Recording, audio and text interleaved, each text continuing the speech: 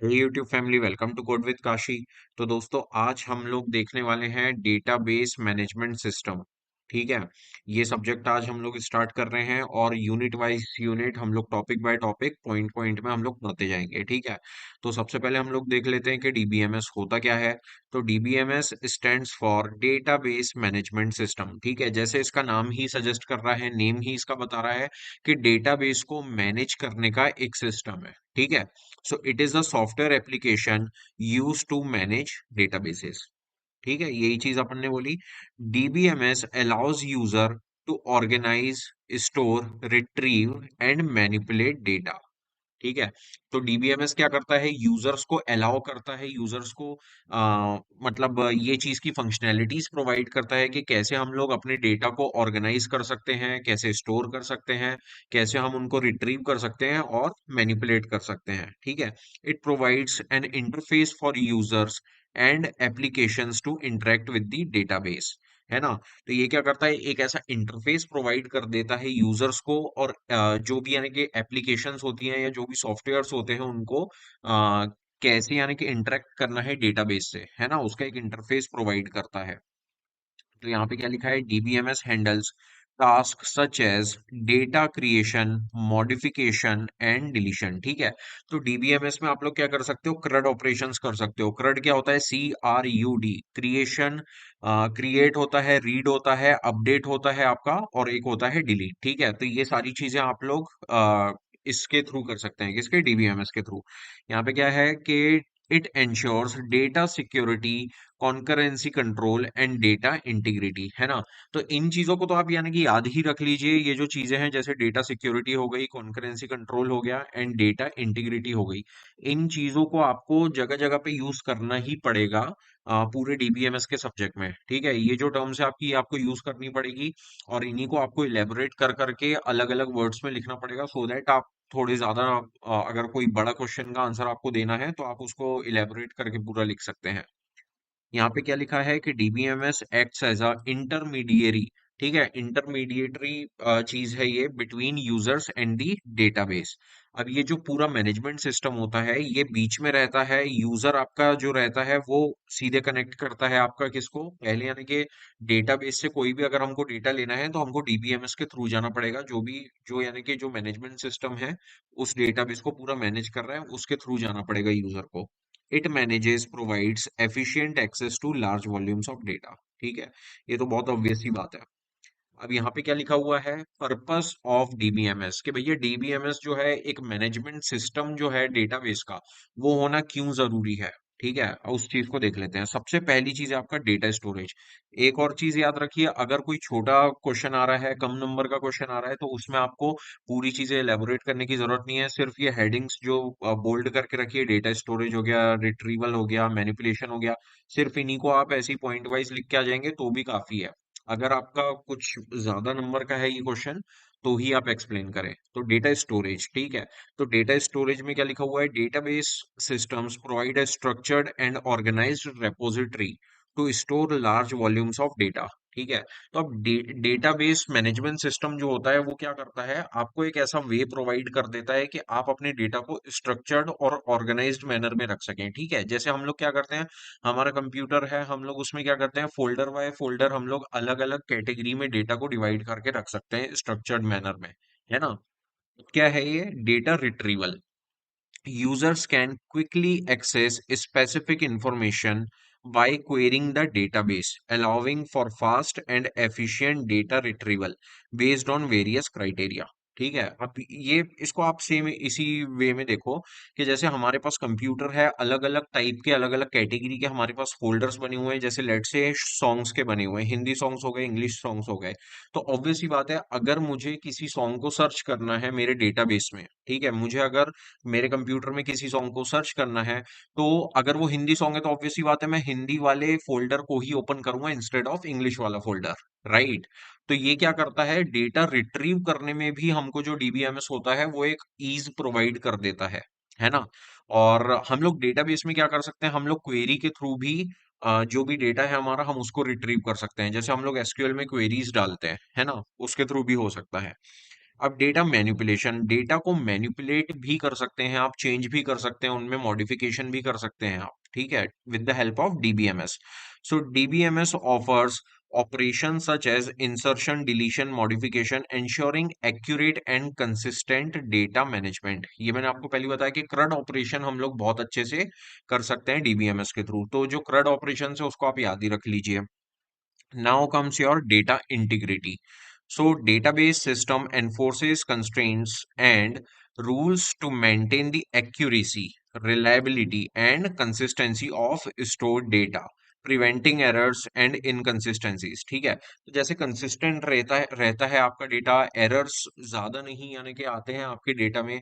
जैसे let say हम लोग कॉपी करते हैं कुछ डेटा को, राइट, तो मल्टीपल यानी कि कॉपीज नहीं रहनी चाहिए किसी भी हमारे, लेट से एक फोल्डर है उसमें अगर मैं एक ही सॉन्ग को 5 बार अगर मैं कॉपी करके डाल दूंगा तो फिर मतलब ही क्या रह गया, राइट। लेकिन now days you actually get a warning, है ना, हम लोगों को एक वार्निंग मिलती है अगर हम सेम डेटा को कॉपी करते हैं एक फोल्डर में, तो हमको एक वार्निंग मिलती है कि ये डेटा इस नाम का पहले से अवेलेबल है इस फोल्डर के अंदर, तो या तो आप इसको रिप्लेस कर दो या तो फिर आप इसकी एक कॉपी बना के रख लो, है ना। तो ये डेटा इंटीग्रिटी के अंदर आता है। Then comes your data security. So mechanism like authentication, access control and encryption are implemented to protect your data from unauthorised access and ensures privacy. ठीक है, तो ये ऑब्वियस सी बात है। डीबीएमएस क्या करता है, आपको एक और वे प्रोवाइड करता है कि आपका जो डेटा है वो सिक्योर कैसे रहना चाहिए। ऑब्वियस सी बात है, अगर मैं अपने फोल्डर के ऊपर कोई पासवर्ड लगा दूंगा, है ना, तो वो मेरा ऑथेंटिकेशन हो गया, है ना। तो अब ऑथराइज्ड यूजर्स को ही एक्सेस मिलेगा उस पर्टिकुलर फोल्डर का, है ना। तो ये चीज that actually falls under your data security. Then comes your data sharing and collaboration. Data को हम लोग इजीली शेयर भी कर सकते हैं अलग अलग यूजर्स के साथ में with the help of your DBMS. So multiple users and application can concurrently access and work with the same data, facilitating collaboration, enabling efficient data sharing across shareholders। तो जैसे एक डेटा है मेरा, उसको मैं भी चेंज कर रहा हूँ, मेरा फ्रेंड भी चेंज कर रहा है, तो ये चीजें पॉसिबल है। जैसे जीमेल है हमारा, ठीक है, या लेट से हमारे हमारा कोई इंस्टाग्राम का ही अकाउंट है अगर, है ना, तो इंस्टाग्राम के अकाउंट का अगर आपने पासवर्ड दो जगह पे देके रखा है, आपने खुद के पास रखा है, अपनी गर्लफ्रेंड को भी देके रखा है, भाई साहब वो भी मैसेज भेज रही है आपकी आईडी से किसी को और आप भी भेज रहे हो, है ना। तो ये दोनों जो चीजें आपकी डेटा शेयरिंग कोलैबोरेशन दोनों साइड से हो सकता है। Then comes your data scalability, है ना। So data systems are design to handle large amounts of data. Scalability आपकी जो होती है उसका मतलब ही ये होता है कि आप यानी कि किस स्केल पे काम करना चाहते हो आपके डेटा के साथ में, बड़े स्केल पे कर रहे हो, छोटे स्केल पे कर रहे हो, है ना। तो ये आपको प्रोवाइड करता है कि लार्ज अमाउंट का डेटा भी आप इसमें हैंडल कर सकते हो and can scale to accommodate increasing data volumes and user demand without sacrificing performance. ठीक है, तो इसमें आपकी परफॉर्मेंस पे कोई इम्पैक्ट भी नहीं पड़ेगा अगर आपका लार्ज अमाउंट ऑफ डेटा रहेगा तो, ठीक है, क्योंकि स्केलेबिलिटी अच्छी होती है डीबीएमएस की। Then your data recovery. अब ऑब्वियस सी बात है, डेटाबेस मैनेजमेंट सिस्टम इसलिए ही होता है आपका, एक तो कि आप उसका बैकअप बना के रख सकें, और जब बैकअप बना रहता है तो हम लोग उस बैकअप से रिकवर भी कर सकते हैं हमारे डेटाबेस को। अगर कभी भी यानी जैसे हमारा लेट से हम लोग क्लाउड पे हमारा डेटा बैकअप बना के रखते हैं, व्हाट्सएप का या फिर हमारे फोन का, है ना, हम लोग कॉन्टेक्ट्स का जैसे बैकअप बना के रखते हैं हमारे क्लाउड पे, गूगल क्लाउड पे अगर हमने रखा है, और अगर हमारा फोन हो गया भैया फॉर्मेट, तो we can easily recover our data from Google cloud और वॉट एवर क्लाउड, है ना। तो ये चीज आपकी डेटा रिकवरी के अंदर आती है। By fulfilling these purposes, database systems play a crucial role in effective data management, supporting various applications, business processes, and data-driven decision making। ठीक है, ये सब ऐसे ही लिखा हुआ है, इस पे ध्यान मत दो, है ना। बस ये जो पॉइंट्स है आपके, पॉइंट्स को आप, इनकी जो मेन हेडिंग्स है इनको आप याद कर लें, बाकी अंदर का तो आप फेंक फेंक के सभी लिख देंगे, है ना, कुछ ना कुछ। Then comes your views of data. ठीक है, डेटा के व्यूज किस किस टाइप के होते हैं, कितने होते हैं, वो सब कुछ लिखे हुए हैं यहाँ पे। अब इन सारी चीजों को, ठीक है, ये भी आपके हेडिंग्स जो है आप इनको बस याद रख लो एक तो, और बाकी का अंदर का आप खुद ही आने के कुछ ना कुछ फेंक दोगे, एक एक लाइन इनकी बस देख लेते हैं हम लोग। सो कंसेप्चुअल व्यू होता है सबसे पहले, ठीक है, जैसे इसका नाम ही बता रहा है कि कंसेप्ट से रिलेटेड ही कुछ ना कुछ होने वाला है या लॉजिक से रिलेटेड कुछ होगा। Focuses on overall organization and structure of data।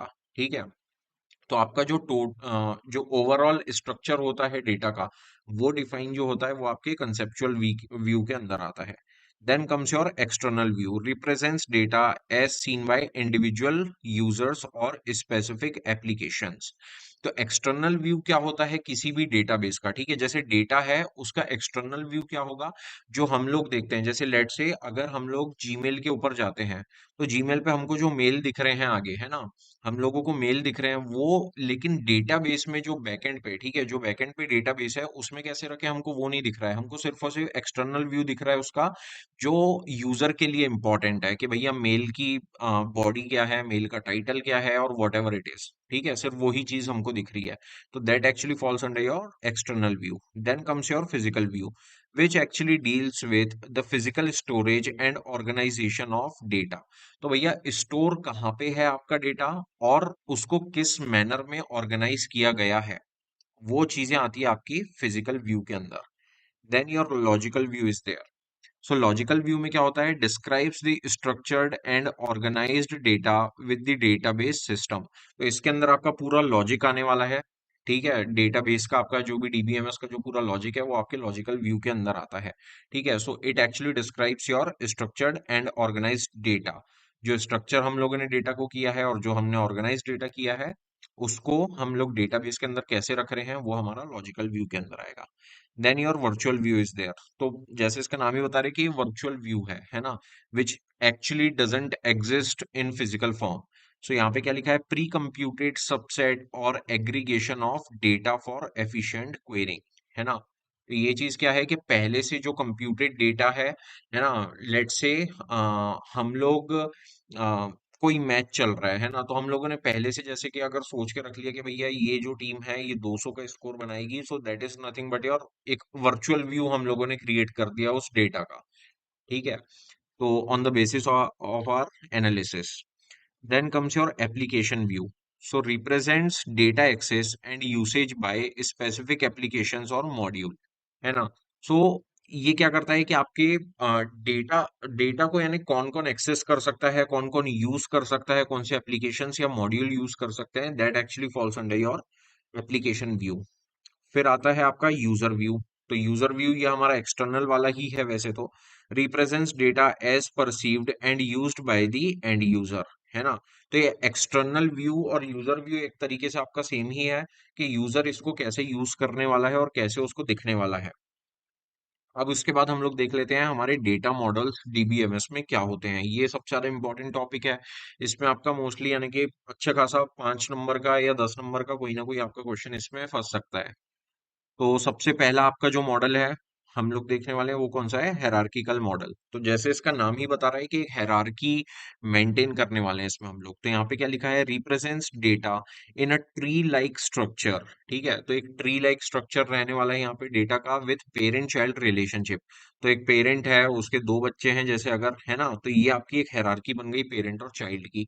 Each child can have only one parent, ठीक है, ये तो ऑब्वियस ही बात है कि किसी भी बच्चे के एक ही पेरेंट रहने वाला है ना। And data is organized in a top down manner. So ऊपर से नीचे ऑर्गेनाइज होगा आपका जो डेटा रहेगा, ठीक है। देन योर ये मैं आपको यानी कि एक ओवरव्यू बता रहा हूँ इन तीनों मॉडल्स का, देन हम लोग इसको डिटेल में एक बार डिस्कस करने वाले हैं अभी आगे। फिर आपका आता है network model. So network model क्या है, इसके नाम से पता चल रहा है कि नेटवर्किंग, नेटवर्किंग क्या होती है, मल्टीपल लोगों के बीच में होती है। तो यहाँ पे क्या लिखा है कि extends hierarchical model by allowing multiple parent child relationships. Data is represented as a graph which records link to each other through the pointers, ठीक है। तो इसमें क्या होगा कि जैसे लेट से मल्टीपल पेरेंट चाइल्ड रिलेशनशिप रहेंगे, यहाँ पे एक पेरेंट है आपका, यहाँ पे इसके भैया दो चाइल्ड आ गए, एक और पेरेंट है इसके दो चाइल्ड आ गए, ये सारे के सारे एक दूसरे से कहीं ना कहीं से कनेक्टेड होंगे, ठीक है, थ्रू पॉइंटर्स, पॉइंटर्स के थ्रू कनेक्टेड होंगे। तो ये क्या करेंगे, एक तरीके का नेटवर्क क्रिएट कर देंगे। फिर आपका आता है रिलेशनल मॉडल। तो रिलेशनल मॉडल क्या होगा, जो रिलेशनशिप कहीं ना कहीं मेंटेन करेगा। तो ऑर्गेनाइजेस डेटा इनटू टेबल्स, ठीक है। तो टेबल्स जिनको आप रिलेशंस बोलते हैं हम लोग इसमें डीबीएमएस में, consist of rose tuples and columns, ठीक है। तो जो टेबल रहेगा ऑब्वियसली बात है, जो हम लोग अगर कोई टेबल भी बनाते हैं अगर, तो उसमें रोज होती हैं, कॉलम्स होते हैं हमारे, है ना, जो कि आपके एट्रीब्यूट्स रहने वाले हैं। So relationships between tables are established through primary and foreign key. तो अलग अलग टेबल, जैसे लेट से हमारे पास एक टेबल है कस्टमर का, दूसरा हमारे पास टेबल है प्रोडक्ट का। तो इन दोनों को हम लोग कैसे कनेक्ट कर सकते हैं, कैसे हम लोग इसमें रिलेशनशिप बैठा सकते हैं, वो आता है आपका रिलेशनल मॉडल के अंदर। और ये भी हैं आपके अलग अलग टाइप के और भी मॉडल्स हैं, लेकिन हम लोग मेनली इन तीनों के साथ में डील करने वाले हैं डीबीएमएस में। ठीक है।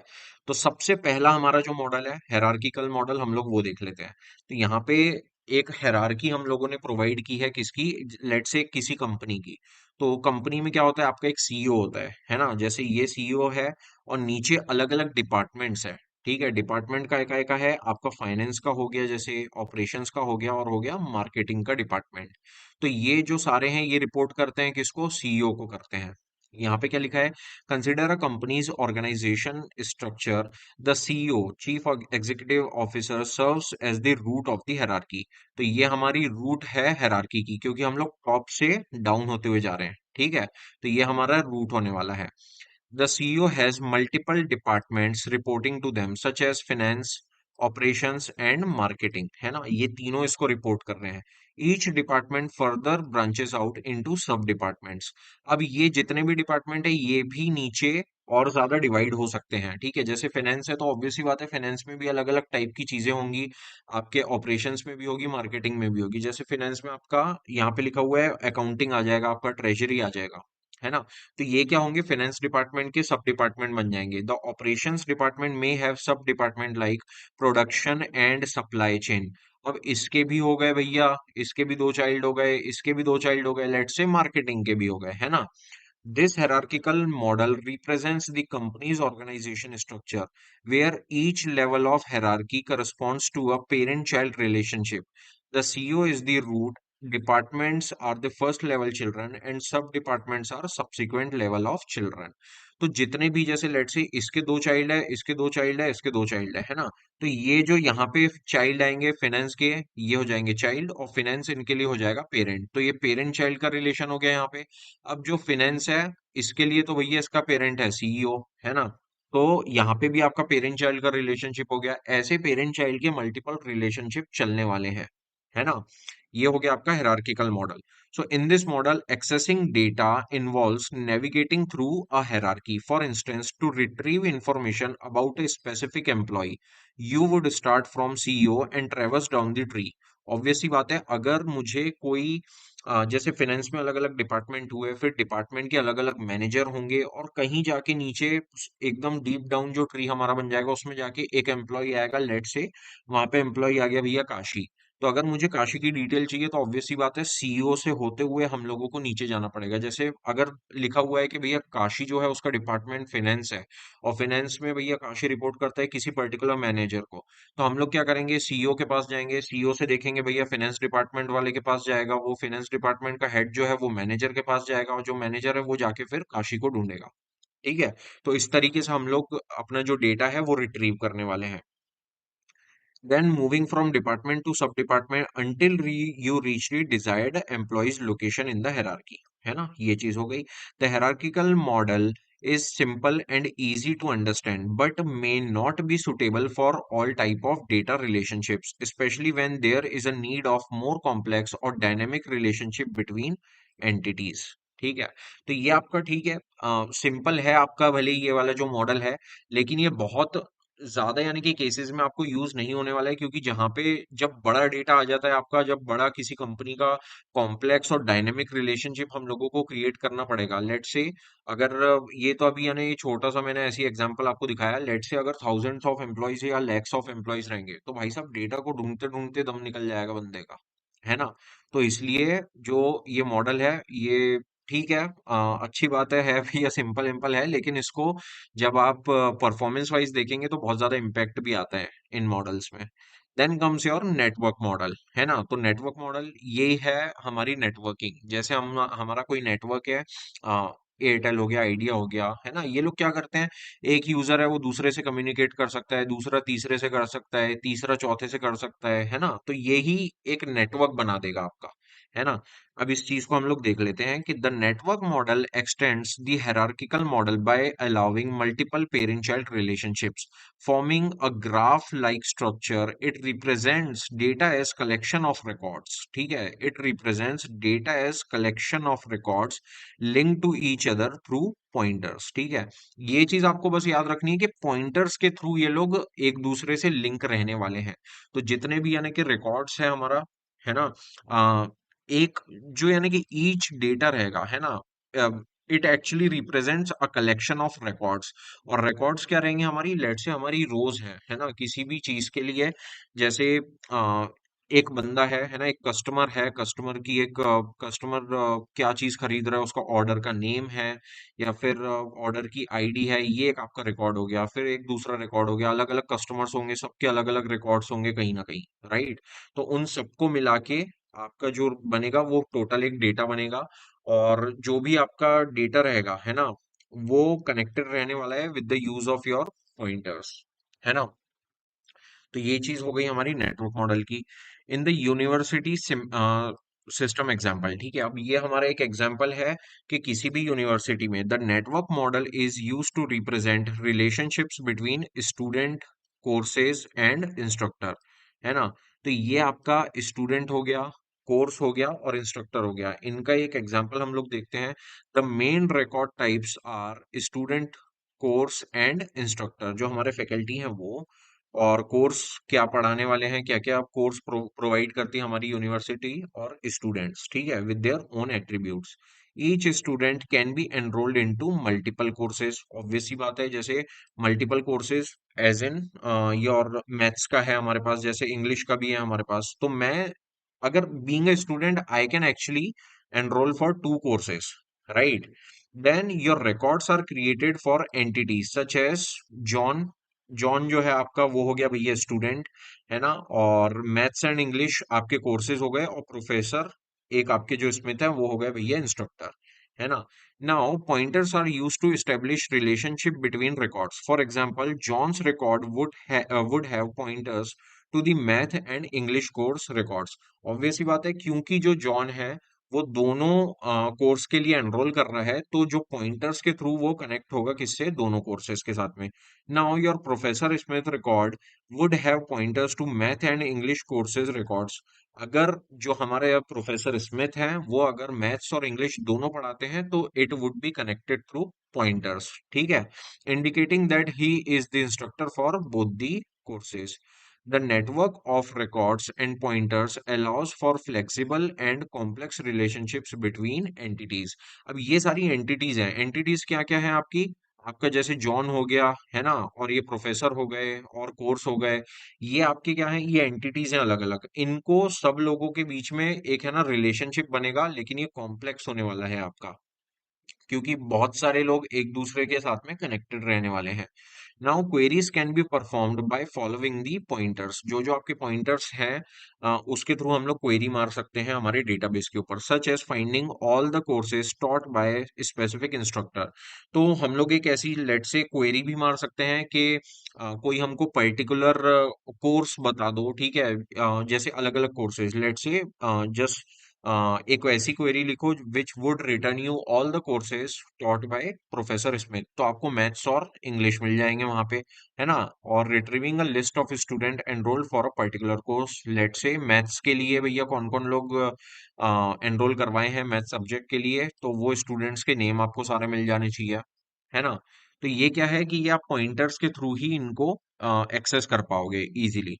The network model is suitable for scenarios where there are many to many relationships and a need to represent the complex interdependencies between entities, है ना।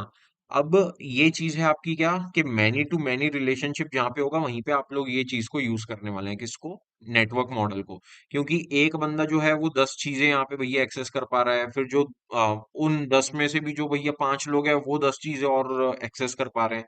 तो ये एक पूरा नेटवर्क बनने वाला है ना। तो मैनी टू मैनी चलेगा ये पूरा का पूरा जो रिलेशनशिप है। Then comes your relational model, ये सबसे ज्यादा यूज होता है रियल लाइफ में।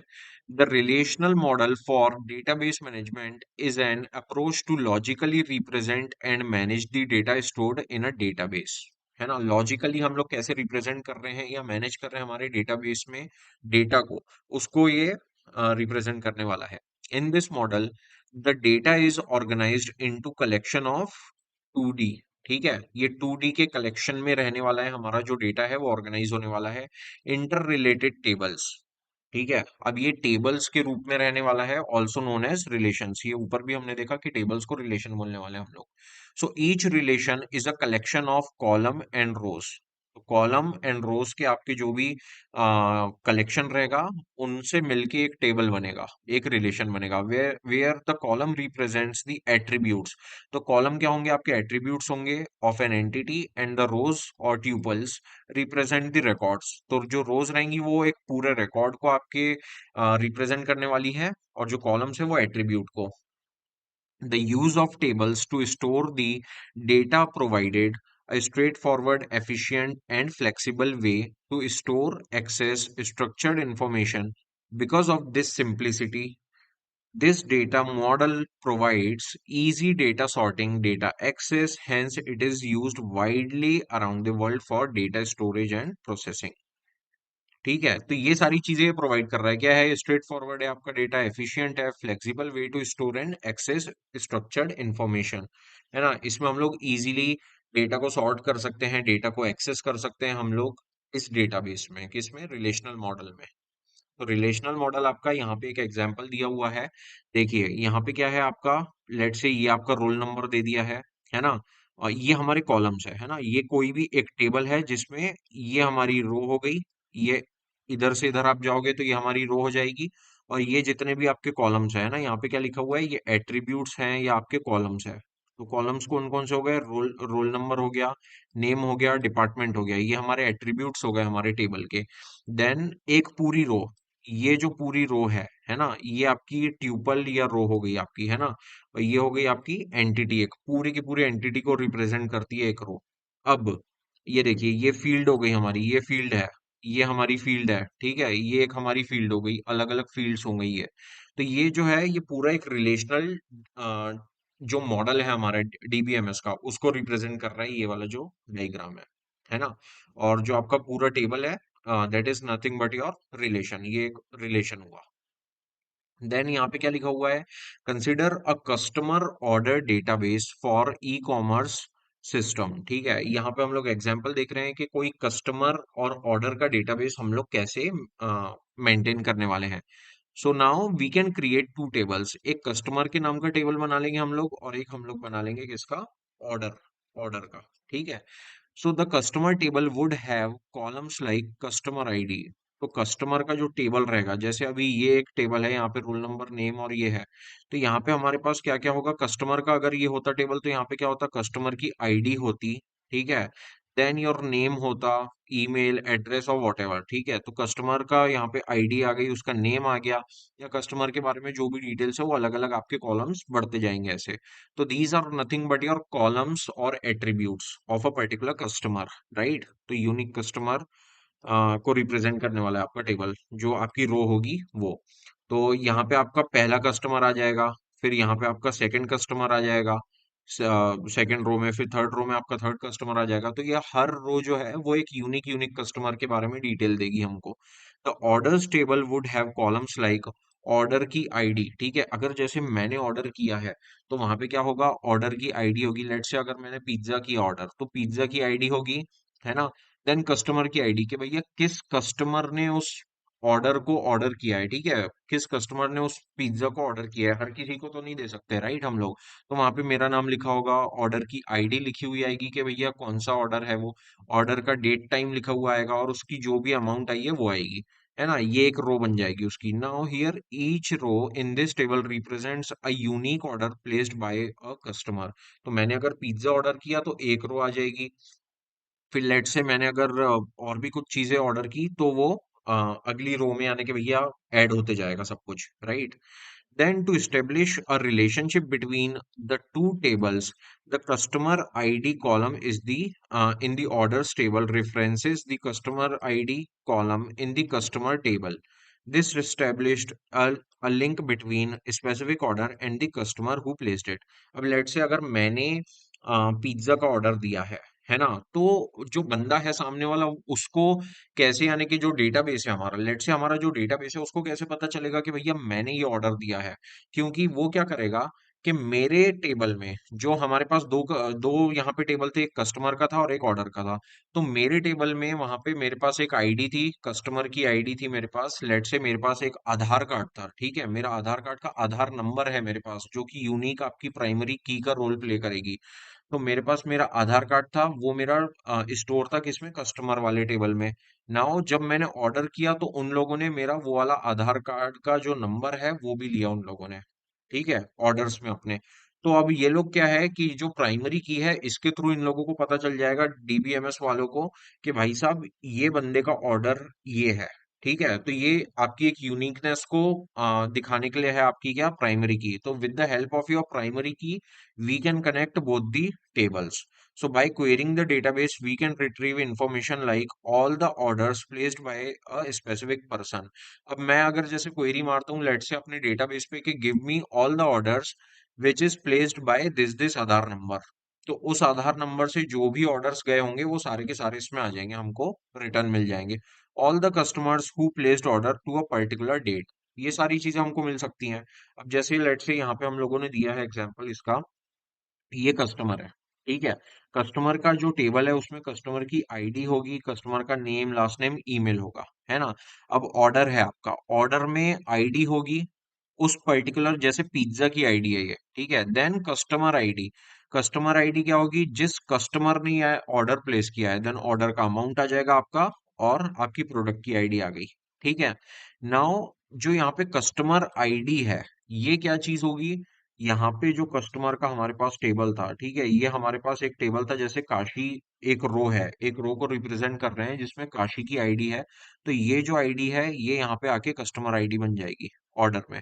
तो इन दोनों के बीच में रिलेशनशिप आपका क्रिएट हो गया, ठीक है। अब देन आपका कोई भी अगर आप प्रोडक्ट ले रहे हो, है ना, जैसे एक स्पेसिफिक प्रोडक्ट फॉर लेट से पिज्जा आया, तो प्रोडक्ट की जो आईडी थी ये आपकी यहाँ पे आके आईडी बन जाएगी प्रोडक्ट्स के अंदर, है ना। तो with the help of these IDs you can actually connect और create a relationship between different database tables. तो ये आपका हो गया क्या, रिलेशनल मॉडल। और क्या लिखा हुआ है यहाँ पे कि इसके बेनिफिट्स क्या हैं रिलेशनल मॉडल के, ये बहुत ज्यादा इंपॉर्टेंट है। देखो मैंने जैसे अभी ऊपर आपको बताया, ये कुछ कुछ ऐसी टर्म्स आने वाली हैं जो आपको हर कहीं पे यूज होगी पूरे डीबीएमएस के चैप्टर में, पूरे डीबीएमएस के सब्जेक्ट में। तो आपको कुछ नहीं करना है, इनको बस याद रख लेना है, और जहां आपको सही लग रहा है वहां पे बस इनको लिखो और एक्सप्लेन करते जाओ बस। जैसे डेटा इंटीग्रिटी आ गई फिर से, the model enforces integrity constraints ensuring data accuracy and consistency. Then flexibility आ गई, data can be easily modified, added और removed without impacting other parts of the database. अब जैसे यही टेबल है हमारा, अगर इसमें से हमको भैया फर्स्ट नेम चेंज करना है कस्टमर का, तो हम लोग सीधे इसी टेबल के ऊपर क्वेरी मारेंगे, और इस टेबल के ऊपर यानी कुछ भी हम लोग चेंज नहीं करने वाले हैं। तो ये इजीली एक फ्लेक्सिबिलिटी हमको प्रोवाइड करता है। Then your querying power. So the relational model supports powerful query languages like SQL, structured query language for retrieving and manipulating data. अब आपका जो डेटा है उसको आपको अगर रिट्रीव करना है या कुछ चेंज करने हैं उसमें, या क्रिएट करना है नया data, with the help of let's say SQL की लैंग्वेज से आप बहुत इजीली हम लोग कर सकते हैं, क्योंकि क्वेरीज उसमें हम लोग बहुत इजीली लिख सकते हैं। देन स्केलेबिलिटी फिर से आ गया आपका यहाँ पे पॉइंट, कैसे हम लोग अपने डेटा को स्केल कर सकते हैं, वो in relation to your relational model आपको यहाँ पे बस एक्सप्लेन करना है कि the model can handle large amount of data allowing for efficient storage and retrieval. Then your data independence, the model separates the physical storage details from the logical view of the data, enabling easier maintenance and portability. अब ये चीज आपकी क्या लिखी हुई है कि physical storage details को अलग करता है किससे, लॉजिकल व्यू ऑफ डेटा से आपके, ठीक है, जिससे कि आप इजीली मेंटेन कर सकते हो अपने डेटा को, और डेटा को आप लोग मूव कर सकते हो इधर उधर, है ना। ये हो गए आपके जो तीनों मॉडल्स थे डीबीएमएस में, है ना। ये आपके हायरार्किकल हो गया, नेटवर्क हो गया, और एक आपका हो गया रिलेशनल। देन हमारा आता है क्या, इंस्टेंसेस एंड स्कीमास। अब इंस्टेंस और स्कीमा क्या होता है? इंस्टेंसेस, जैसे अगर आपने कोई प्रोग्रामिंग लैंग्वेज पढ़ी होगी तो उसमें पढ़ा होगा, instances are nothing but your objects, जो एक पर्टिकुलर चीज को या एक ऐसी सिचुएशन को रिप्रेजेंट करते हैं। ठीक है। और आपका हो गया एक स्कीमा। स्कीमा भी क्या है वो अभी हम लोग देखते हैं। In DBMS, instances and schemas are related to organisation and representation of data. तो डेटा को कैसे ऑर्गेनाइज करने वाले हैं, कैसे रिप्रेजेंट करने वाले हैं हम लोग, वो इन दोनों चीजों के थ्रू हम लोग को पता चलेगा। इंस्टेंसेस आपके क्या होते हैं? An instance refers to the actual data stored in a database at a particular point of time. It represents a snapshot of the data as it exists in the database at a given moment. Let's say 4 बजे अगर मैंने कोई मेरे यानी WhatsApp का group है कोई, ठीक है, व्हाट्सएप का ग्रुप है, उसमें 4 बजे तक के मेरे पास अगर 100 मैसेज आए हुए हैं, है ना, 4 बजे तक के अभी अगर मैं देख रहा हूँ, तो अगर मेरे पास उसमें 100 मैसेज आए हुए हैं, तो ये इस चीज को यानी कि रिप्रेजेंट करेगा हमारा एक इंस्टेंस। तो ये एक इंस्टेंस है किसी यानी कि at some point of time, you can say, ठीक है, at some point of time को हम लोग एक इंस्टेंस बोलते हैं। For example, if we have a database of student, an instance would be specific set of student records currently stored in the database. जैसे let say 4 बजे तक के भैया कितने स्टूडेंट्स ने हमारे एडमिशन ले लिया है, उस पर्टिकुलर सिचुएशन में हम लोग बोलेंगे कि ये भैया इस इंस्टेंस तक के हमने इतने स्टूडेंट्स का एडमिशन ले लिया है। ठीक है। Then comes your schema. और ये इंस्टेंस में एक और चीज है कि भैया इंस्टेंस जो है आपके वो चेंज होते रहते हैं। जैसे 4 बजे तक के तो भैया 100 स्टूडेंट आए हैं, 4:30 बजे अगर भैया वो 150 हो सकते हैं, है ना, कुछ भी हो सकता है, तो इंस्टेंस जो है वो चेंज होता रहता है आपका। Then comes your schema. अब स्कीमा क्या है? Schema defines the logical structure and organisation of database. It describes the layout and characteristic of the data stored in the database. अब आपका जो डेटाबेस में डेटा पड़ा हुआ है उसको कैसे ऑर्गेनाइज्ड मैनर में रखना है, आपको कैसे उसको स्ट्रक्चर करके रखना है, और उसकी क्या क्या कैरेक्टरिस्टिक होने वाली है ईच डेटा की। ठीक है, आपका जो भी डेटा है, जैसे एक पर्सन से रिलेटेड क्या क्या डेटा हो सकता है, उसका नाम हो सकता है, एज हो सकती है, फोन नंबर हो सकता है।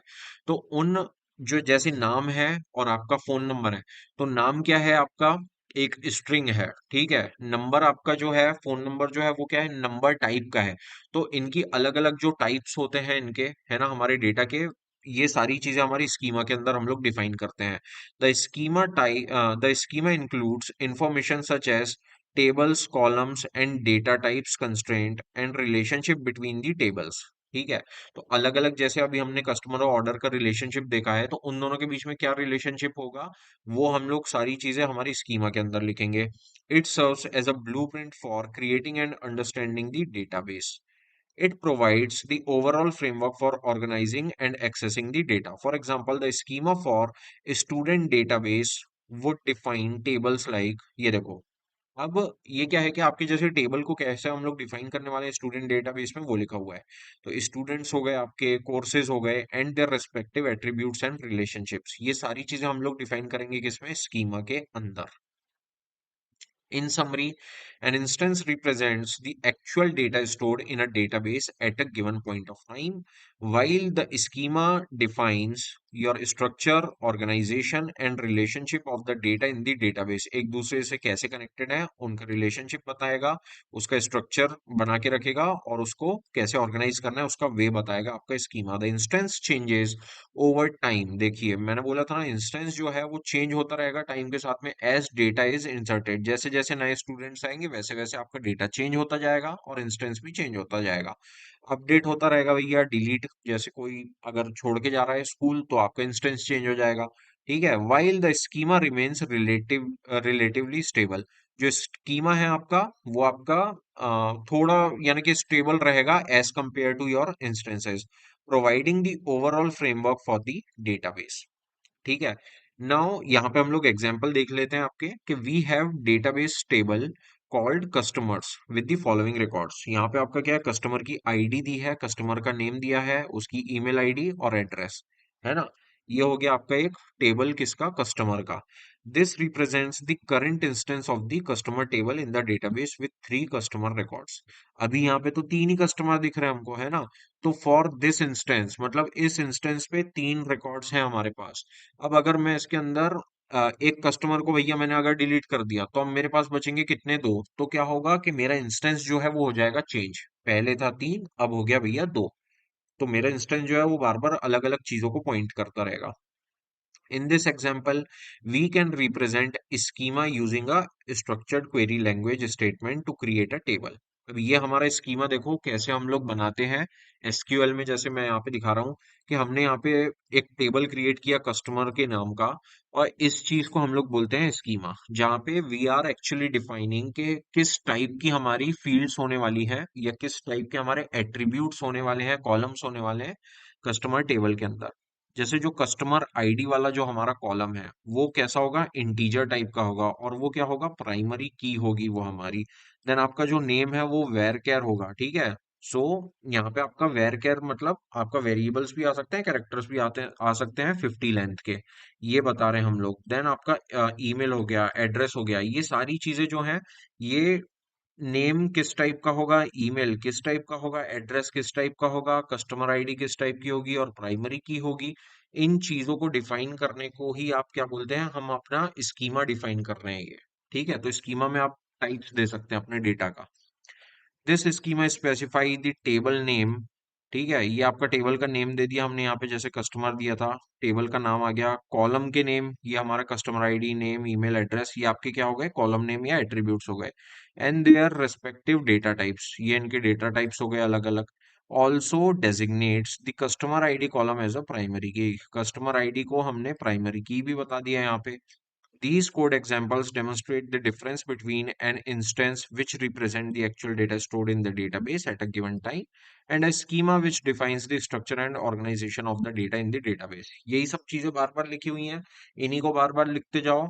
अगर ज्यादा आपका है भैया बड़ा, अगर कुछ क्वेश्चन है आपका ज्यादा नंबर का है, तो बस इन्हीं को अलग अलग वे में आपको बस डिफाइन करना है और कुछ भी नहीं है। ठीक है, तो ये आपके हो गए instances and schema in DBMS. Now comes your data dictionary.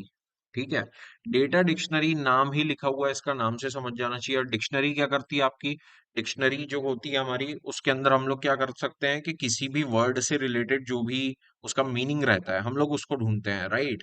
तो वो वर्ड्स की डिक्शनरी हो गई। यहाँ पे डेटा की डिक्शनरी मतलब डेटा से रिलेटेड कुछ भी चीज अगर हमको सर्च करना है तो वो हम लोग डेटा डिक्शनरी के अंदर सर्च करेंगे। Now, a data dictionary, also known as data repository, repository क्या होती है, जहाँ पे ढेर सारा डेटा पड़ा हुआ रहता है। और डेटा कैटलॉग है ना, कैटलॉग क्या होता है, जैसे हम लोगों ने अगर कोई सैलून जाते हैं हम लोग है ना हेयर कट के लिए, तो वहाँ पे कैटलॉग हमको मिलता है अलग अलग टाइप्स के, वहाँ पे लाइक हेयर कट रहते हैं है ना। तो वही आपका कैटलॉग हो गया किसका, डेटा का। सो अलग अलग टाइप के जो डेटा है वो कैसा है, यानी कि आपकी डिक्शनरी में रहता है, वो हम लोग देख सकते हैं। is a centralized repository in DBMS that stores metadata information। metadata क्या होता है, मतलब इंफॉर्मेशन अबाउट डेटा ओनली। ठीक है, सो डेटा का ही डेटा। जैसे लेट से मेरे पास कोई डेटा है स्टूडेंट से रिलेटेड है ना, तो एक स्टूडेंट का जो डेटा है वो क्या होगा, आपका स्टूडेंट का नाम हो गया, एड्रेस हो गया, उसका एज हो गई, फोन नंबर हो गया, ये एक स्टूडेंट का डेटा हो गया। ऐसे मल्टीपल स्टूडेंट का डेटा होगा। अब ये जो सारे स्टूडेंट है, जैसे लेट से पांच छह स्टूडेंट हो गए हमारे पास, they actually represent one class है ना, एक क्लास के हो गए, फिर दूसरी क्लास के भी और ज्यादा होंगे। तो इन सारों का जो पूरा डेटा है इसको हम लोग कहाँ पे मतलब रखेंगे, डेटा डिक्शनरी के अंदर हम लोग इनको डिफाइन करके रखेंगे, सो दैट हम लोग इजिली डेटा के बारे में ही हम लोगों ने डेटा को मतलब डेटा का ही डेटा हो जाएगा ये, राइट। मतलब अगर हमने कोई इंडेक्सिंग कर दी इन चीजों की, तो that is nothing but your data dictionary only. देन क्या लिखा है, it provides a detailed description of the data elements, their attributes, relationship, constraints and other relevant information. वही सेम चीज हो गई। Then consider a database for a company that manages employ information. अब ये वही है जो मैंने अभी एग्जांपल आपको बताया कि जैसे एम्प्लॉय की इंफॉर्मेशन हो गई, ठीक है, ये आपका एक डेटा हो गया। Now the data dictionary for this database would contain information about the various data elements related to employees such as, देखो अब ये अपनी एम्प्लॉय की आईडी हो गई। अब एम्प्लॉय की आईडी का डेटा टाइप क्या होगा, इंटीजर टाइप की रहेगी। डिस्क्रिप्शन उसका, एम्प्लॉय आईडी का जो भी डिस्क्रिप्शन रहेगा वो रहेगा, फर्स्ट नेम उसका, फर्स्ट नेम का टाइप क्या होगा ये दे दिया हमने, डिस्क्रिप्शन क्या है ये दे दिया। ठीक है। ऐसे बहुत जितनी भी सारी आपकी चीजें रहेंगी ना, ये सारी चीजें हम लोग किस में रखेंगे, अपनी डेटा डिक्शनरी के अंदर रखेंगे, है ना। तो ये सारी चीजें आपकी इंफॉर्मेशन हो गई किसी पर्टिकुलर एम्प्लॉय की। Now the data dictionary would also include additional information such as relationship between the tables, primary key and foreign key constraints, allowed values और date range। अब जैसे इसमें भैया लेट से सैलरी है, तो salary will always be in decimal only, ठीक है। इसको आप कुछ और दूसरा टाइप नहीं दे सकते हो। अब आपके नाम को यहाँ पे आप इंटीजर नहीं दे सकते हो, राइट। तो ये सारी चीजें जो है आपकी, वो अलाउड वैल्यूज हो गई आपकी, है ना। ये डेटा की जो रेंज होती है अलग अलग, कि भैया जो सैलरी है वो लेट से 1 CR के ऊपर नहीं जानी चाहिए इस पर्टिकुलर एम्प्लॉय की। वो सारी चीजें आपकी आ जाती है इसके अंदर, है ना। And any other relevant details about the structure and characteristics of the data in the database. तो आपको है ना कहीं पे भी जैसे कुछ अगर नहीं समझ में आ रहा है आंसर लिखने का, तो आप इतना ध्यान रखिए कि कहीं पे भी स्ट्रक्चर, ऑर्गेनाइज्ड, है ना, ऑर्गेनाइजेशनल डेटा, कैरेक्टरिस्टिक्स या आप ये सारे वर्ड्स का यूज करते रहें, ठीक है। डेटा इंटीग्रिटी हो गई, डेटा सिक्योरिटी हो गई, है ना। इन सारी चीजों का आप, इन टर्म्स का आप यूज करते रहेंगे तो बेटर, यानी कि आप एक्सप्लेन कर सकते हैं किसी भी आपके आंसर को, अगर आपको लॉन्ग इसमें लिखना है, ठीक है, पैराग्राफ अगर भर भर के लिखना है तो। Then comes your database languages. ठीक है, सो डेटाबेस की भी लैंग्वेजेस होती हैं भैया।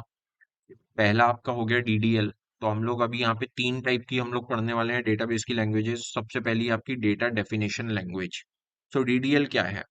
DDL is use to define and manage, ठीक है, डिफाइन और मैनेज करने वाला है the structure of the database objects. देखा, आपके स्ट्रक्चर, आपका जो डेटाबेस का है उसको आपको ये डिफाइन करेगा और मैनेज करने वाला है डीडीएल। सच एस आपके टेबल्स हो गए, व्यूज हो गए, इंडेक्सेस हो गए and constraints. It allows you to create, modify and delete the database schema. जो स्कीमा हम लोगों ने अभी ऊपर डिफाइन किया उसको क्रिएट कर सकते हैं हम लोग, चेंज कर सकते हैं या डिलीट कर सकते हैं with the help of your DDL. Common DDL statement includes. अभी ये चीज आपको याद रखनी है, डीडीएल में आप लोग क्या कर सकते हो, क्रिएट कर सकते हो, ठीक है। कोई नया डेटा है उसको आप क्रिएट कर रहे हो, उसको आप चेंज कर रहे हो, और उसको आप सीधे डिलीट कर रहे हो, ठीक है। तो ये किसको कर रहे हो आप? आपके डेटा को कर रहे हो। डेटा क्या हो गया आपका? ईच रिकॉर्ड हो गया या आपका ईच रो हो गया, है ना। तो कोई भी आपकी, जैसे लेट से ये एक डेटा है, ये एक रो है जो ये एक डेटा को रिप्रेजेंट करती है। तो एक रो को क्रिएट करना, उसको मैनिपुलेट करना या उसको चेंज करना या फिर उसको डिलीट करना, तो ये हम लोग डीडीएल की मदद से कर सकते हैं, ठीक है। तो आप ये 3 चीजों को बस याद रखना कि ये रिकॉर्ड या रो को करेगा, ठीक है। देन ये हमारा हो गया आपका क्या, एक एग्जांपल। हम लोग टेबल क्रिएट कर लिया हमने यहाँ पे आपके कॉलम के नेम्स दे दिए, एम्प्लॉय आईडी, नेम, डिपार्टमेंट। अब ये आपका क्रिएट हो गया टेबल। अब हम लोग उसको मॉडिफाई कर रहे हैं, टेबल को ऑल्टर भी कर दिया हमने भैया, यहाँ पे इसमें ऐड भी कर दी हमने सैलरियाँ, ठीक है। देन हम लोग ड्रॉप कर रहे हैं टेबल को, ठीक है। तो अब इसमें क्या है कि हमने पूरे एम्प्लॉयज के टेबल को हमने सीधे ड्रॉप कर दिया भाई साहब। तो ये चीज आपकी हो गई किसके थ्रू? डीडीएल के थ्रू हो गई, है ना। Now comes your database languages. Sorry, आपकी डेटाबेस लैंग्वेज जो आपकी डीएमएल है वो आ गई। डेटा मैनिपुलेशन लैंग्वेज, इसमें लिखा ही है कि भाई साहब ये मैनिपुलेट करने के काम में आएगी। So DML is use to retrieve, insert, update, and delete data within the database tables. It allows you to perform operations on the data stored in the database. Common DML statements include select, insert, update और delete. ठीक है। अब यहाँ पे इसमें difference क्या है दोनों में, अभी देखो, ठीक है, कि ये जो है suggest, tables, views, index, it allows you to create, modify and delete the database schema. ये डेटाबेस का पूरा स्कीमा को आपके क्रिएट या मॉडिफाई या डिलीट करने वाला है ना। लेकिन यहाँ पे अगर आप देखोगे तो ये ईच रो को करने वाला है आपका। यहाँ पे रिट्रीव कर रहे हैं, इंसर्ट कर रहे हैं, update and delete data with in the database. किसी भी डेटाबेस टेबल के अंदर अगर हम लोग कुछ चेंजेस कर रहे हैं तो टेबल के ऊपर नहीं कर रहे हैं सीधे चेंजेस, ठीक है। तो यहाँ पे क्या लिखा हुआ है? Selecting the data from the database. Database से हम लोग सिलेक्ट कर सकते हैं जो भी आपका टेबल में से हम लोग डेटा ले रहे हैं यहाँ पे। फिर हम लोग टेबल के अंदर अपने इंसर्ट कर रहे हैं डेटा। देन टेबल के अंदर कोई स्पेसिफिक रो को हम लोग यहाँ पे चेंज कर रहे हैं, है ना। देन किसी स्पेसिफिक रो को हम लोग यहाँ पे डिलीट कर रहे हैं, है ना। जैसे देखो यहाँ पे एम्प्लॉय आईडी जहाँ पे 3 थी, उसको हमने डिलीट कर दिया, तो ये आपकी जैसे रो 3 थी, तो ये आपकी हो जाएगी डिलीट, है ना। और आप पूरे के पूरे टेबल को जो ड्रॉप है वो हम लोग किस में कर सकते हैं, डीडीएल में कर सकते हैं, और डीएमएल में हम लोग मैनिपुलेट करने वाले हैं सिर्फ। ठीक है, तो ये आपकी डीएमएल हो गई। Then comes your DCL. ठीक है, डीसीएल क्या है, डेटा कंट्रोल लैंग्वेज। इसमें आपका जो डेटा है उसके ऊपर कंट्रोल रहने वाला है आपका। कैसे, DCL is use to manage user access and permissions in the database. Obvious सी बात है, कंट्रोल कैसे रहेगा कि आप डिफाइन कर दोगे उसमें कि कौन सा यूजर है जो एक्सेस कर सकता है, उसको उसको ही परमिशन देना है हमको डेटाबेस को एक्सेस करने के लिए। It allows you to grant and revoke privileges, control data security and manage user roles. Common DCL statements include grant हो गई आपकी, रिवोक हो गई और डिनाई हो गई। ठीक है, तो किसी को परमिशन ग्रांट कर रहे हैं अगर हम लोग, ठीक है, तो हम लोग जैसे परमिशन दे रहे हैं किसी बंदे को कि हाँ भैया तू मेरी आईडी एक्सेस कर सकता है, जैसे, है ना। सो यहाँ पे क्या है, grant select insert update delete on employees to user one, है ना। तो यहाँ पे हम लोग ग्रांट कर रहे हैं प्रिविलेजेस इस पर्टिकुलर यूजर वन को। नाउ वी आर रिवोकिंग जो भी यानी कि प्रिविलेजेस हैं हमारे, वो हम लोग रिवोक कर रहे हैं यूजर टू का। यूजर टू को जो हम लोग ने प्रिविलेज दे के रखे थे वो हम लोग रिवोक क्वेरी की मदद से रिवोक कर रहे हैं। देन डिनाई, डिनाई करना किसी पर्टिकुलर एम्प्लॉय को, मतलब ब्लॉक ही कर दो भाई बंदे को मतलब आप एक्सेस करने ही मत दो जो डेटाबेस है, ठीक है, वो डिनाई क्वेरी के थ्रू हो जाएगा आपका। अब हम लोग देख लेते हैं स्ट्रक्चर ऑफ डीबीएमएस। ठीक है, तो स्ट्रक्चर जो होता है आपका पूरे डीबीएमएस का, वो इसी के अंदर पूरा बंध के रह जाएगा, है ना। इनमें मतलब इस स्ट्रक्चर में जो जो चीजें लिखी है ना, इसी को अगर आप एक्सप्लेन करके पूरे एग्जाम में लिख के आ जाओगे तो आपको मार्क्स वैसे मिल जाएंगे। अब ये ज्यादा जितनी चीजें लिखी हैं, आप अगर गूगल पे भी जाओगे तो स्ट्रक्चर ऑफ डीबीएमएस के अलग अलग आपको डायग्राम्स मिलने वाले हैं। ठीक है, ये थोड़ा ज्यादा एक्सप्लेन करके दिया हुआ है ये वाला डायग्राम, इसलिए मैंने यूज किया है, सो दैट आपको ज्यादा अच्छे से समझ में आए। वरना अगर ये देखो, ये ऐसा छोटा वाला भी है, फिर ये छोटे वाले में आप आओगे वहां पे समझा के तो कुछ सामने वाले को समझ भी नहीं आएगा। ये बस इतना पता है कि हाँ ऊपर ऊपर से ओवरव्यू दे दिया है बस अपन ने यहाँ पे। ठीक है, लेकिन ये हुआ आपका पूरा डिटेल्ड वाला। तो अब डिटेल वाले में यहाँ पे भैया क्या लिखा हुआ है, आपका जो नीचे वाला है मैं आपको वो दिखा देता हूँ सबसे पहले। तो देखो, जैसे नीचे वाला है यहाँ पे क्या लिखा है आपका, एंड यूजर लिखा है सबसे ऊपर वाली जो लेयर है। इसमें एप्लीकेशंस हो गई आपकी, ठीक है, जो हमारे सॉफ्टवेयर्स होते हैं वो आ गए। एंड यूजर मतलब हम खुद आ गए जो डेटाबेस को यूज कर रहे हैं। Then comes your DDL.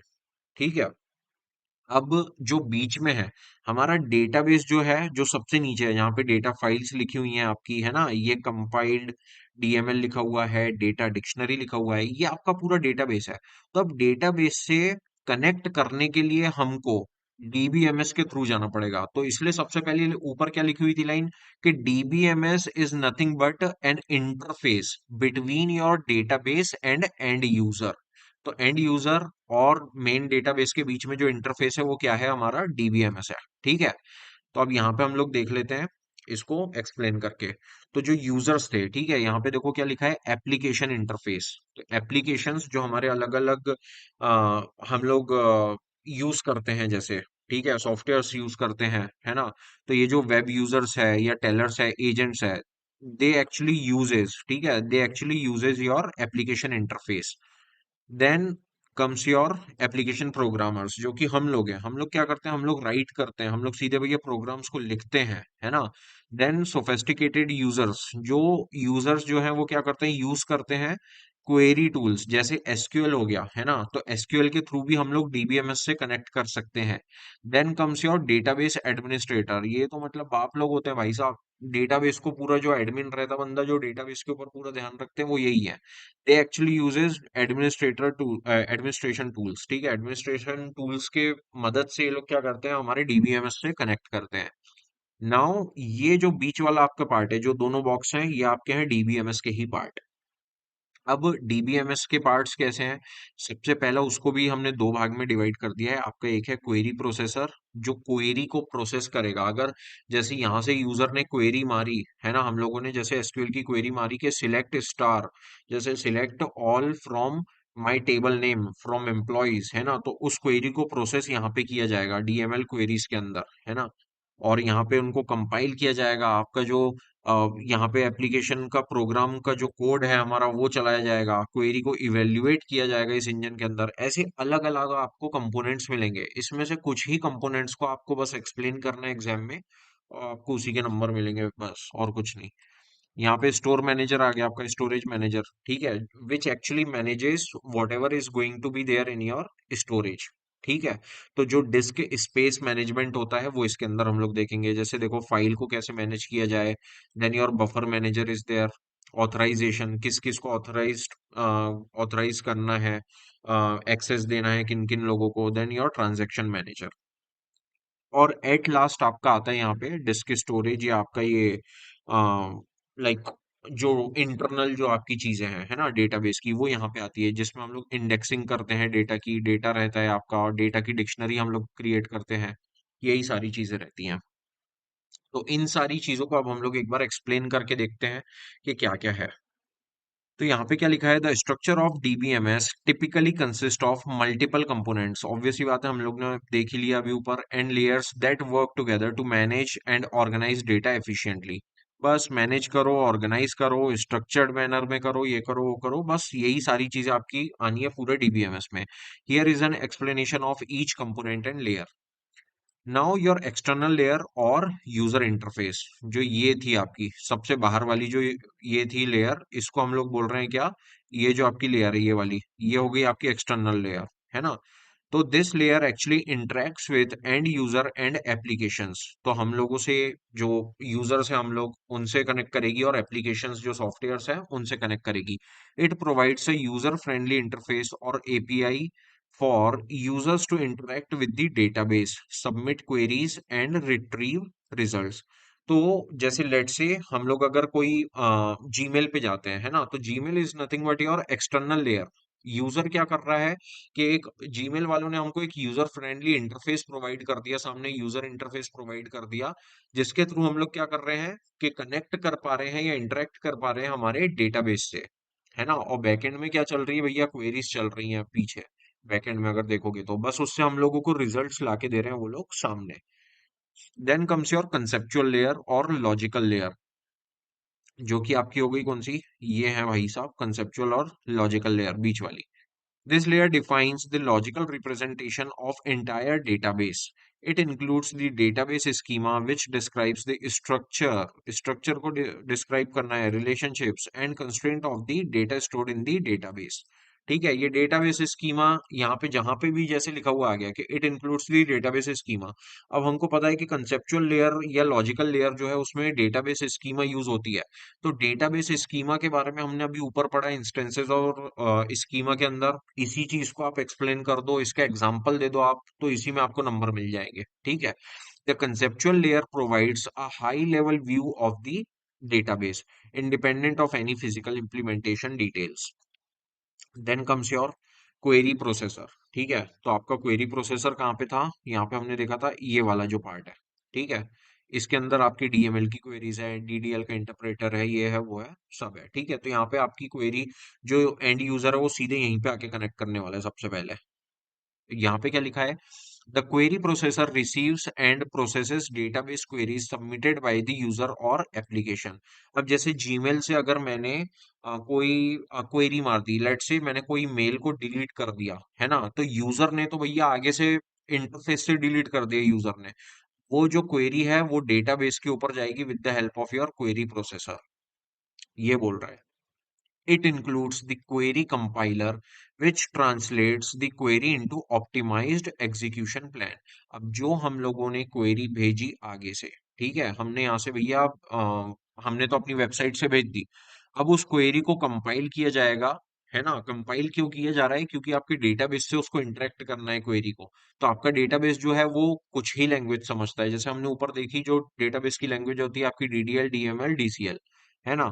तो उस चीज में कन्वर्ट किया जाएगा उसको, एंड देन द जो क्वेरी है उसको एग्जीक्यूट किया जाएगा with the help of executor which executes the plan and retrieves the result. जब आपकी एग्जीक्यूट हो जाएगी क्वेरी, उसके बाद हमको डेटाबेस से भैया रिजल्ट मिल जाएगा वापस, और उस रिजल्ट को हम लोग यूजर को आके दिखा देंगे। ठीक है। Then comes your transaction manager. Transaction manager कहाँ था भैया इसमें? तो ये था हमारा ट्रांजैक्शन मैनेजर, वो था हमारा स्टोरेज मैनेजर के अंदर। तो ट्रांजैक्शन मैनेजर आपका क्या बोलता है कि the transaction manager ensures the ACID properties. ये बहुत ज्यादा आपको बिल्कुल याद रखना है कि जहां पे ट्रांजैक्शन की बात आ गई, ठीक है, किसी भी क्वेरी से हम लोग ट्रांजैक्ट कर रहे हैं अगर डेटाबेस में, तो हम लोग को एसिड प्रॉपर्टीज का याद रखना ही है। तो एसिड प्रॉपर्टीज क्या है, इसी को एक्सप्लेन कर रहे हैं हम लोग कि एटॉमिसिटी, ठीक है, consistency, isolation, then durability of database transactions. तो जो भी हमारे ट्रांजैक्शन ट्रांजैक्शन मतलब जो भी हम लोग query, each query will be nothing but your transaction only, है ना। जैसे हम लोग ट्रांजैक्शन करते हैं हमारे एटीएम से, सो ये क्या हुई चीज है, ये आपकी एक क्वेरी मारना ही हुआ उसके ऊपर, ठीक है। एटॉमिसिटी का मतलब क्या होता है कि एकदम एटम लेवल की चीजें इसमें आपको मेंटेन करनी है अपने डेटाबेस में। देन कंसिस्टेंसी, ठीक है, तो कंसिस्टेंट डेटा होना चाहिए हमारा। आइसोलेशन, ठीक है, आइसोलेशन मतलब एकदम अलग थलग पड़े रहना, है ना। तो ये जो आइसोलेशन है, हमारा जो डेटाबेस है वो अलग रहना चाहिए बिल्कुल, ये ट्रांजैक्शन मैनेजर हमारा इंश्योर करता है इन सारी चीजों को। देन ड्यूरेबिलिटी, कितना ड्यूरेबल है हमारा डेटाबेस, है ना, या हमारा जो डेटा है वो कितना ड्यूरेबल है, that actually falls under your transaction manager. It manages the execution and recovery of the transactions, maintains the data integrity, फिर से आ गया आपका data integrity, इसको maintain करता है, and ensures that transactions are isolated from each other। तो जो भी ट्रांजैक्शन होंगे, जैसे एक एक क्वेरी मार दी आपने, फिर दूसरी क्वेरी मार दी, तो एक दूसरे से वो आइसोलेटेड रहनी चाहिए, एक दूसरे का इम्पैक्ट नहीं पड़ना चाहिए किसी के भी ऊपर। ये इंश्योर करता है आपका transaction manager. Then comes your concurrency control, ठीक है। अब ये क्या है कि भैया this component manages simultaneous access to the database by multiple user. भैया मल्टीपल यूजर अगर एक ही डेटाबेस पे मार रहे हैं, जैसे लेट से वही सेम चीज हो गई आपकी, आपका जो इंस्टाग्राम की एक आईडी है वो आपकी गर्लफ्रेंड भी चला रही है, आप भी चला रहे हो। तो अगर आप भी कोई मैसेज को डिलीट कर रहे हो, आपने देख लिया कि भैया आपकी गर्लफ्रेंड के पास पासवर्ड है, आप मैसेज डिलीट करने चले गए हो अपने, है ना। तो आपकी गर्लफ्रेंड भी उसी मैसेज को अगर डिलीट करने जा रही है आपकी आईडी से, या उस मैसेज को यूज करने जा रही है ना, तो वो यहाँ पे कंट्रोल होता है, कहाँ पे, कंकरेंसी कंट्रोल में। और applications, it ensures that concurrent transactions do not interfere with each other, ठीक है। यही चीज है कि लेट से अगर आपने भी डिलीट कर दिया कोई पर्टिकुलर मैसेज, और आपकी गर्लफ्रेंड ने भी कर दिया डिलीट, और सेम डेटाबेस के ऊपर किया, सेम आईडी से किया आपने, तो उस चीज को ये होने से रोकता है। जो कंकरेंसी कंट्रोल है यहाँ पे रोका जाता है, and maintains the data consistency, ठीक है। The concurrency control mechanism includes locking, time stamp ordering and optimistic concurrency control techniques, है ना। तो ऑब्वियस सी बात है कि भैया अगर एक बंदा डिलीट कर रहा है या दूसरा बंदा भी उसी चीज को डिलीट कर रहा है, तो उसमें लॉकिंग की सिचुएशन क्रिएट होती है। देन टाइम स्टैम्प ऑर्डरिंग होती है आपकी, और ऑप्टिमिस्टिक करेंसी कंट्रोल टेक्निक है ये, ठीक है, सिंपल है। Then comes your buffer manager. अब भैया बफर मैनेजर यहाँ पे कहाँ था, ये था आपका बफर मैनेजर, और फाइल मैनेजर भी आपके यहाँ पे स्टोरेज मैनेजर के अंदर ही आता ही है, ठीक है। तो ये इतना ध्यान रखना है कि यहाँ पे ये जितनी भी चीजें होंगी सब कुछ स्टोरेज से रिलेटेड होंगी। तो स्टोर्ड डेटा जो है उसके साथ ही आपको यहाँ पे खेलना है इसमें। तो यहाँ पे हम लोग कहाँ पे थे, बफर मैनेजर पे थे। तो the buffer manager handles the caching and management of the data in the memory, है ना। तो कैशिंग मतलब for a temporary time only, हम लोग कैसे यानी कि डेटा को मेमोरी में मैनेज करते हैं या सेव करते हैं, वो बफर मैनेजर डिसाइड करेगा आपका। It helps frequently access data in the memory buffers to minimize data input output operation, improving the performance by reducing data and retrieval time। ठीक है, जैसे लेट से अगर आपने सर्च किया कोई डेटा, अभी हम लोग जैसे यूट्यूब पे भी जाते हैं, तो यूट्यूब पे अगर हम लोग गए, हमने कोई डेटा को सर्च किया, तो ये क्या करता है कि यूट्यूब उस चीज को कैश मेमोरी में सेव करके रख लेता है, और फिर बाद में जब आप फिर से जाते हो यूट्यूब के ऊपर तो कैश मेमोरी में से ही भैया आपका जो डेटा है उसको उठा के लाता है और आपको सजेशन देने लगता है कि आपको ये सर्च करना था, जो आपने यानी पहले सर्च किया था उसी को। तो उसमें क्या होता है कि आपको जो फ्रीक्वेंटली हमने एक्सेस किया था डेटा है ना, उसको ये सेव करके रख लेता है। तो नेक्स्ट टाइम आप जब भी जाओगे तो आप सीधे उसी के ऊपर क्लिक करोगे instead of writing it again and again, है ना। तो उससे क्या होता है, इंप्रूव हो जाती है आपकी परफॉर्मेंस, क्योंकि आपको लिखना नहीं पड़ा, आपने फट से भैया सर्च मार दिया। और reducing the data retrieval time, retrieve करने में भी आपको इतना टाइम नहीं लगता उसमें डेटा को। Then comes your disk space manager. So disk space manager is nothing but your storage manager only, है ना। ये सॉरी, ये आपका डिस्क स्टोरेज हो गया आपका नीचे वाला, है ना। तो यहाँ पे डिस्क स्टोरेज मैनेजर जो है, स्पेस मैनेजर आपका, ये क्या है? The disc space manager allocates and manages the disk space for storing the data and database objects। ये लास्ट वाली लेयर आपकी, it handles tasks such as space allocation, deallocation and organization of data on the disk। ठीक है, ये आपका main जो database के साथ में क्या क्या जो भी आपके खेल हैं, वो भाई साहब आपका होने वाला है इसमें, ठीक है, डिस्क स्पेस वाले में। Then your internal layer or physical layer, same चीज हो गई यही। The internal layer, this layer deals with the physical storage and implementation of the database on the underlying hardware operating system। It includes the storage manager, है ना, जो अपना बीच वाला था ये storage manager, which handles data storage, file organization, indexing and access methods। The internal layer is responsible for translating the logical representation into physical storage structures।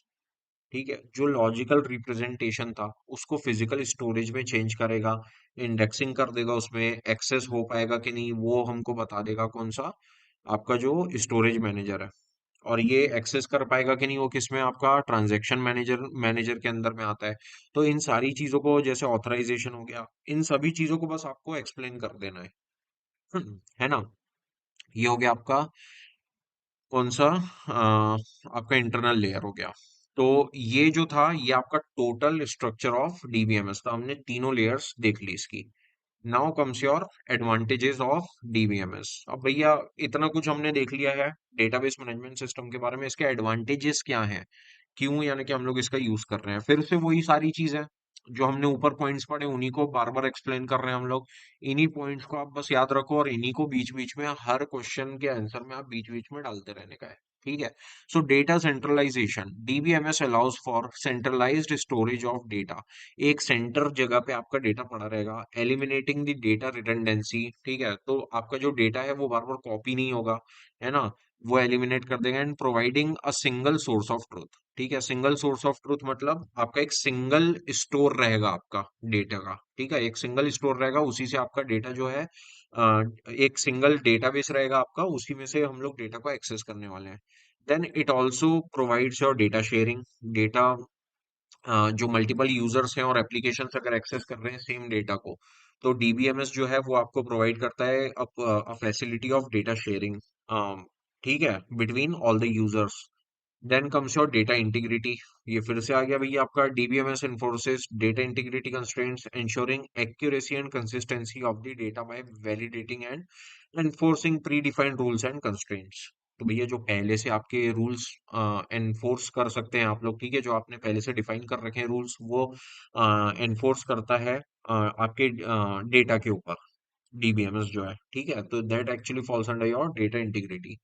Then ये security भी provide करता है हमारे डेटा को, क्योंकि इसमें एक्सेस और authorisation का जो हमारा है, अभी हम लोगों ने देखा ट्रांजैक्शन मैनेजर का एक पूरा सेक्शन था। ठीक है, so that actually deals with your like authorization and all those things. तो प्रोटेक्टिंग योर सेंसिटिव डेटा, तो आपका जो डेटा है उसको प्रोटेक्ट करता है, सेंसिटिव डेटा को। ये सारी चीजें आपकी डेटा सिक्योरिटी के अंदर आ जाती हैं। देन योर डेटा कंसिस्टेंसी, जो हमारा डेटा है वो कंसिस्टेंट रहता है by providing transaction management capabilities allowing for आपके एसिड प्रॉपर्टीज यहाँ पे दे दी फिर से, consistent, isolated and durable operations. ठीक है। देन योर स्केलेबिलिटी, स्केलेबिलिटी हम लोग पहले पढ़ चुके हैं कि किसी भी डीबीएमएस की स्केल क्या होती है, लार्ज अमाउंट ऑफ डेटा, और यही सब लिखा होगा, ये देखिए, can handle large amount of data and can scale to accommodate growing data volumes and increase user demands. इसको आपको एक्सप्लेन कर देना है बस थोड़ा और। Then your data recovery and backup, ये आ गया भैया। Incorporates backup and recovery mechanism to protect against the data loss और system failures, enabling data restoration, ensuring business continuity. ये आपके एडवांटेजेस हो गए। अब ये डिसएडवांटेजेस भी होंगे। जब इतना कुछ आपको मेंटेन करना है आपके डीबीएमएस के अंदर, तो उसके ऑब्वियस सी बात है उसके डिसएडवांटेजेस भी होंगे। सबसे पहला है भैया कॉस्ट। अब इतनी कुछ आपने ऊपर भसड़ मचाई है, इतना कुछ आपने भैया बना दिया है डेटाबेस को संभालने के लिए, तो उसके लिए भैया कॉस्ट भी तो लगेगी, ऐसी फ्री में थोड़ी हो जाएगा। तो implementing and maintaining a DBMS can be expensive, requiring hardware, software and skilled personnel. Obvious सी बात है, अगर आपको डेटाबेस, आपको भैया सर्वर वगैरह खरीदने पड़ेंगे, पूरे हार्डवेयर आपको खरीदने पड़ेंगे, अलग अलग सॉफ्टवेयर खरीदोगे, तब जाके आपको उसका सर्वर मिलेगा, है ना। तो ये सारी चीजों में भैया पैसा लगता है, ऐसे तो हो नहीं जाता ये, है ना। और इसके लिए स्किल्ड बंदे भी लगेंगे आपको, क्योंकि डेटाबेस ऐसे हर कोई तो संभाल नहीं लेगा। पता चल रहा भैया किसी ने भी किसी भी अरे गहरे बंदे को आपने दे दिया, डेटा आपका पूरा डिलीट विलीट करके बैठ गए। तो इसलिए उसके लिए स्किल्ड बंदा लगेगा, स्किल्ड बंदा लगेगा तो सैलरी देनी पड़ेगी उसको, तो यहाँ पे आपका कॉस्ट जाएगा। Then comes your complexity. भैया डीबीएमएस जो है can be complex to setup and manage, requiring expertise in database design, administration and optimization. तो आपका जैसे लेट से बहुत बड़ा डेटा है ना, किसी भी कंपनी के अगर बहुत बड़ा डेटा है तो वो कॉम्प्लेक्स होगा, तो उसको आपको ऑप्टिमाइज करना पड़ेगा, तो उसके लिए ऑप्टिमाइजेशन लगेगा, ऑप्टिमाइजेशन के लिए कोई एक्सपर्ट बंदा लगेगा जिसको डेटाबेस डिजाइनिंग आती हो, एडमिनिस्ट्रेशन के लिए एक अलग सा बंदा लगेगा, है ना। तो ये सारी चीजें भी हैं। Then comes your performance overhead.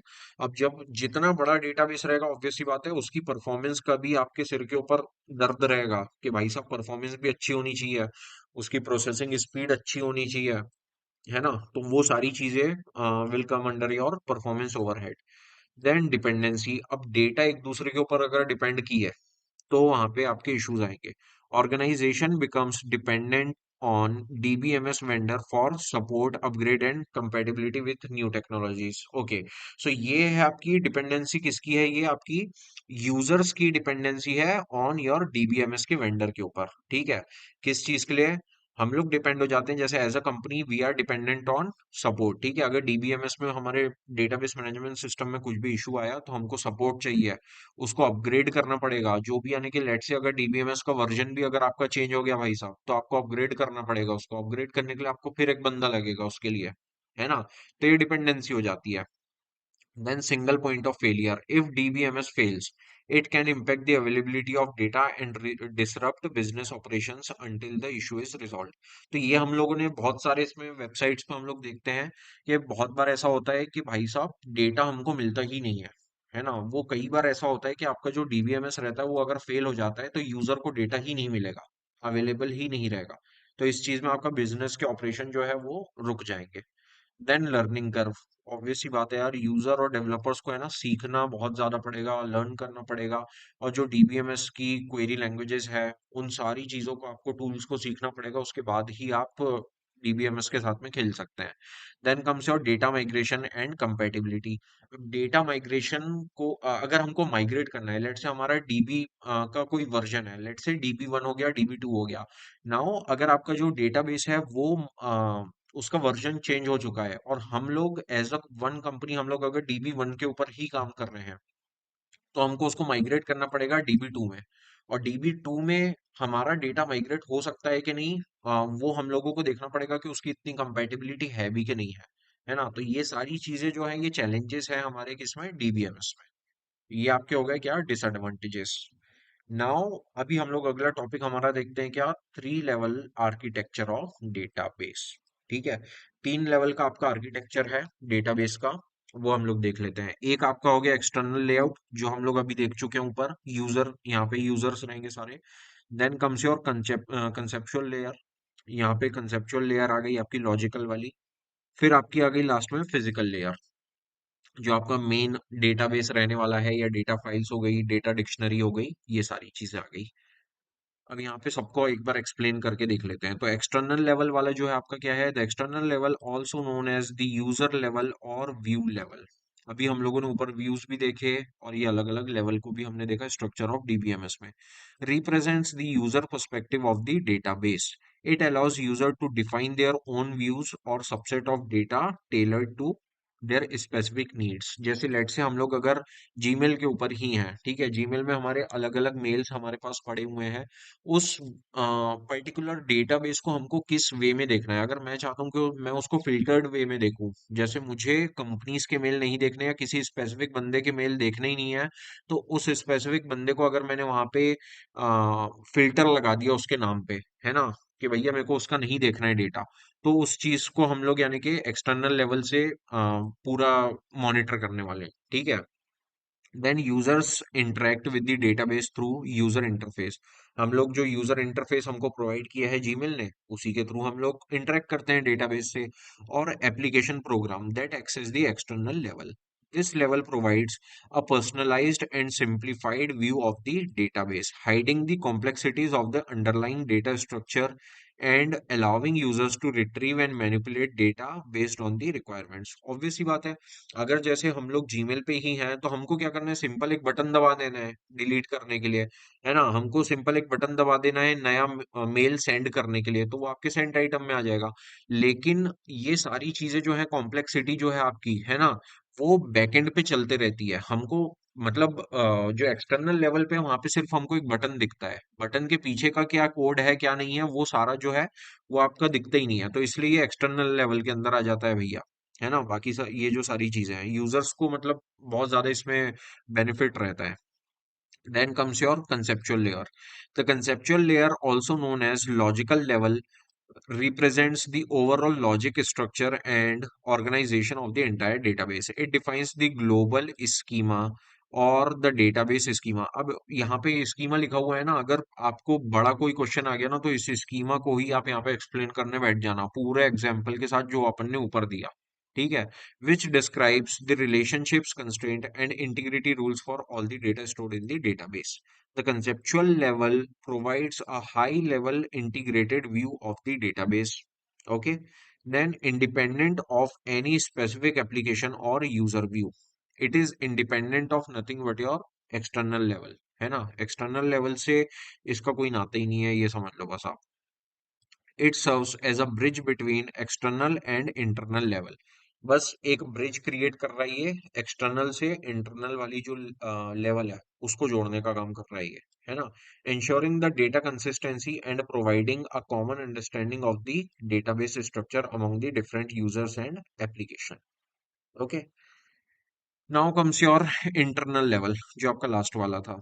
the internal level, also known as physical level, represent the physical implementation of the database on the underlying hardware and operating system. ठीक है, तो जो हार्डवेयर्स और ऑपरेटिंग सिस्टम्स के अंदर जो चीजें होती हैं वो आपके इंटरनल लेवल के अंदर आती है। It defines how a data is stored, data कैसे स्टोर्ड है, कैसे उसको एक्सेस करने वाले हैं हम लोग, और कैसे ऑर्गेनाइज्ड रहने वाला है फिजिकल स्टोरेज के अंदर, सच एज डिस्क के अंदर या मेमोरी के अंदर। जो हमारी हार्ड डिस्क होती है उसके अंदर कैसे हमारा डेटा रहता है वो हम लोग इंटरनल लेवल के अंदर डिफाइन करते हैं। The internal level is concerned with the data storage structures, indexing mechanism, access methods, कौन कौन एक्सेस कर सकता है, इंडेक्सिंग देते हैं हम लोग उसको, इंडेक्सेस देते हैं सो दैट जो यूनिकनेस है वो बनी रहे किसी भी डेटा में। देन ऑप्टिमाइज करते हैं हम लोग उसको, है ना, ऑप्टिमाइजेशन की टेक्निक्स दी जाती है to ensure efficient data retrieval and storage, है ना। Then it translate the logical representation from the conceptual level into physical storage structure, taking into account performance considerations and hardware limitations. तो यहाँ पे hardware का भी रोल थोड़ा play होने वाला है किसमें, आपके इंटरनल लेवल के अंदर। तो ये थे आपके आज के पॉइंट्स जो हमने देखे यहाँ पे डेटाबेस के। तो इतने ही अभी हम लोगों ने पॉइंट्स कवर किए हैं। देन बाकी के हम लोग नेक्स्ट लेक्चर में देखते हैं, ठीक है। आई होप दोस्तों आपको वीडियो अच्छा लगा होगा, और वीडियो अच्छा लगा तो प्लीज वीडियो को लाइक कीजिए, चैनल को सब्सक्राइब कीजिए। Thank you so much.